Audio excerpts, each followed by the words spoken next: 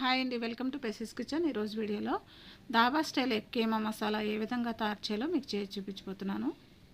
మరి ఈ ఎగ్ కీమా మసాలా రైస్లోకి కాకుండా చపాతీలోకి, రోటీస్లోకి చాలా టేస్టీగా ఉంటుందండి.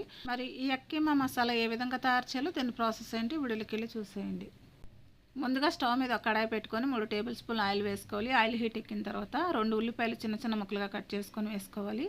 ఇప్పుడు ఈ ఉల్లిపాయ ముక్కలు కొంచెం మెత్తబడే వరకు వీటిని వేయించుకోవాలి. ఇప్పుడు దీంట్లోనే 3 పచ్చిమిరపకాయలు చిన్న చిన్న ముక్కలుగా కట్ చేసుకొని వేసుకోవాలి. ఇప్పుడు వీటిని కూడా కొంచెం సేపు వేయించుకోవాలి.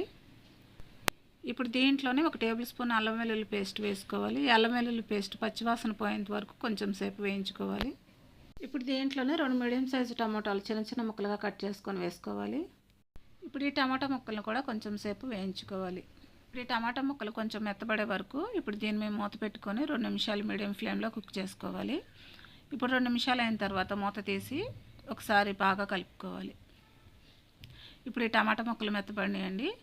ఇప్పుడు దీంట్లోనే 1/2 టీ స్పూన్ జీలకర్ర పొడి, 1 టేబుల్ స్పూన్ ధనియాల పొడి, 1/2 టీ స్పూన్ పసుపు, 1 టేబుల్ స్పూన్ కారం, 1/2 teaspoon Kashmiri red chilli powder, 1/2 teaspoon garam masala పొడి, రుచికి తగినంత సాల్ట్ వేసుకోవాలి. ఇప్పుడు వీటిని కూడా మొత్తం మిక్స్ అయ్యేటట్టు ఒకసారి బాగా కలుపుకోవాలి. ఇప్పుడు దీంట్లోనే 1 కప్పు వరకు వాటర్ వేసుకోవాలి.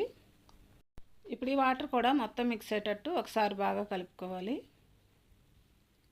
ఇప్పుడు దీని మీద మూత పెట్టుకొని ఒక 5 నిమిషాలు కుక్ చేసుకోవాలి. ఇప్పుడు 5 నిమిషాలు అయిన తర్వాత మూత తీసి ఒకసారి బాగా కలుపుకోవాలి. ఇప్పుడు వాటర్ అంతా ఇంకిపోయినాయండి.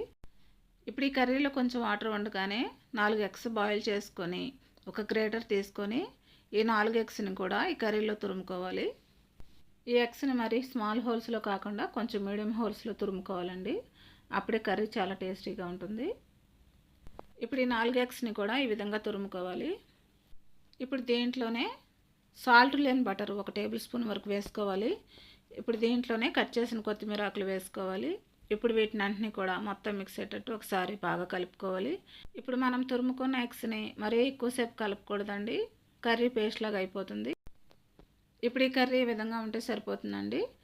ఇప్పుడు స్టవ్ ఆఫ్ చేసేసుకొని దాబా స్టైల్ ఎగ్ కీమా మసాలాని సర్వ్ చేసుకోవడమే. మరి ఎంతో ఈజీగా టేస్టీగా ఈ దాబా స్టైల్ ఎగ్ కీమా మసాలా తయారు చేయడం చూసారు కదా. మరి ఈ దాబా స్టైల్ ఎగ్ కీమా మసాలా రైస్లోకి కాకుండా చపాతీలోకి, రోటీస్లోకి చాలా టేస్టీగా ఉంటుందండి. ఎంతో టేస్టీగా ఉండే ఈ దాబా స్టైల్ ఎగ్ కీమా మసాలా మీరు కూడా ఇంట్లో ప్రిపేర్ చేసుకొని ఏ విధంగా వచ్చిందో నాకు కమెంట్ చేయండి. మరి నా వీడియోస్ కనుక మీకు నచ్చినట్లయితే ఇప్పుడే సబ్స్క్రైబ్ చేసుకొని బెల్ ఐకాన్ ప్రెస్ చేయండి. మీ ఫ్రెండ్స్కి, రిలేటివ్స్కి షేర్ చేయండి. Thanks for watching.